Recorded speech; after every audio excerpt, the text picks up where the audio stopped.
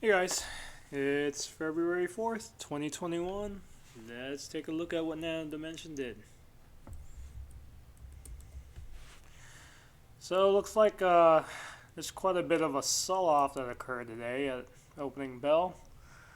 Um, since a really good day from yesterday and the day before that. So it's sold off quite a bit, but it's also kind of recovered halfway. So I think it's doing pretty good. We are a little underneath the resistance here. We're with the um, trend. So we're gonna want to look to push on the upside and possibly ride this angle up or this one. So tomorrow is gonna be quite interesting. Um, and I'll kind of indicate why, because so here you have a cluster of price action that's going to may occur, and there's going to be something that's interesting that will happen here. If we look at the MACD is starting to curl up. So it looks like we are going to go start heading towards a more of a bullish run tomorrow. So we'll see how that goes. You see this 100 MA. It's also starting to curl up, so it's looking pretty good, and we're also above the VWAP, right? So the VWAP is this white line here. So we're trading above it, way above it. So let's see if we can continue that tomorrow. I'm looking to see that tomorrow is going to be a green day. And we'll take a look at the RSI. It looks pretty healthy for 48. So one of the other things I want to show you is actually in the weekly. So in the weekly, pardon the lines, it's quite a bit of a mess.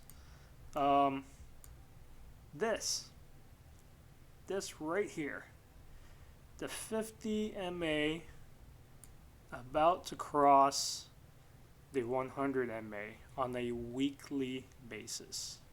That's huge. So we want to take a look at that, and you know, because that is like the next thing that we have to, yeah, because there's not enough weeks to even run the 200 MA, right? But we have the 200 MA, the 100 MA for a while. So that is it. So this crossing, which is gonna, will occur within tomorrow or the next day, is gonna be very crucial for NNDM. So this explains the whole RSI being high, and that it will continue to be high if once a crossover occurs, and if it occurs and continues to go up, which means at that point this stock will take off. That's kind of what that means. So they're kind of both one and the same. The price momentum going higher and going for a faster bull run is what's going to actually cause this, right? Because it's price action that drives the moving average price. So keep that in mind. If we do cross up or we get pushed down a little bit and then maybe go back up again.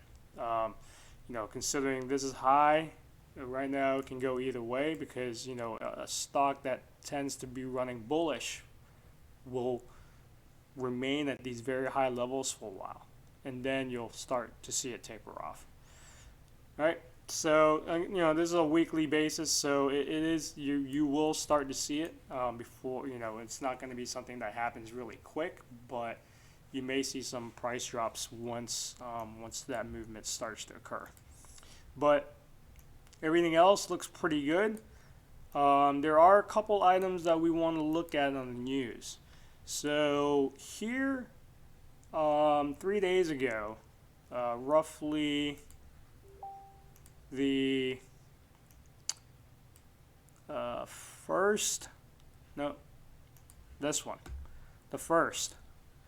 I don't know if you guys know who ARK Invest is, but they're a pretty big thing, especially Kathy Woods and Tasha Keeney in that group. They do basically innovative disruption investments, and they run very popular ETFs, which a lot of people use as a shopping list for which stocks they want to look at, because these are very smart people who are very influential, basically. And they sold 300,000 shares, probably from one of the ETF funds. So back then, I would have thought that it was a rebalancing, but with its second sell of 310 shares, I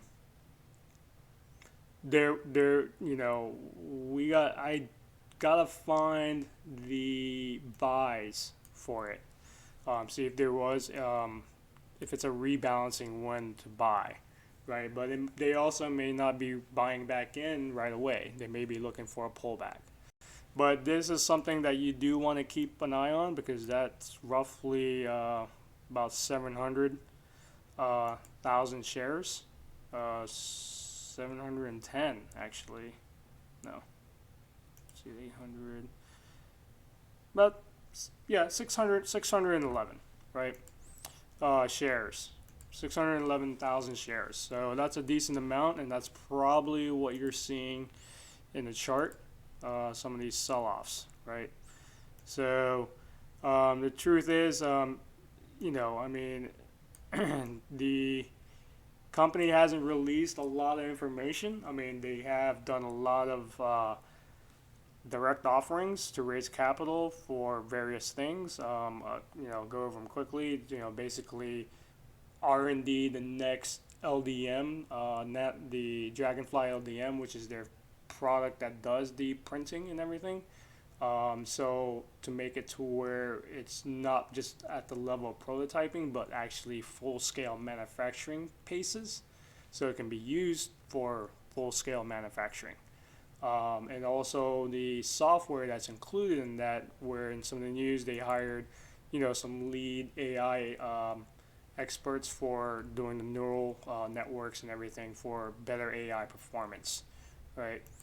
And then they're looking at, the company is funded. He indicated that roughly more in about a 10-year time span to support that R&D stuff and the acquisitions. So they boldly state, we're looking for companies to buy who are possibly our competitors and align with their objectives of the company, especially in the material space and anything related to their core business, right?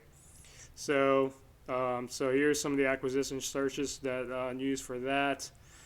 I know there was somewhere in here where they indicated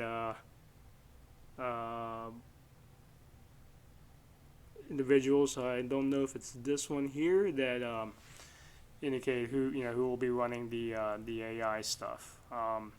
So there are a lot of things moving, but I have to dig a little deeper with what ARK is looking, because ARK does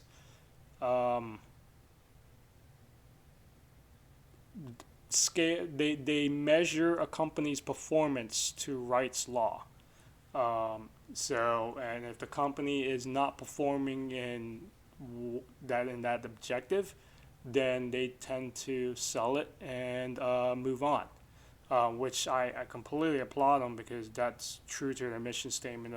Basically they're there to actively manage those ETF funds for their clients, right? So they're gonna, they can't be just sitting around waiting for something to happen in the nano dimension. And at that point, maybe when something does happen, they'll come back.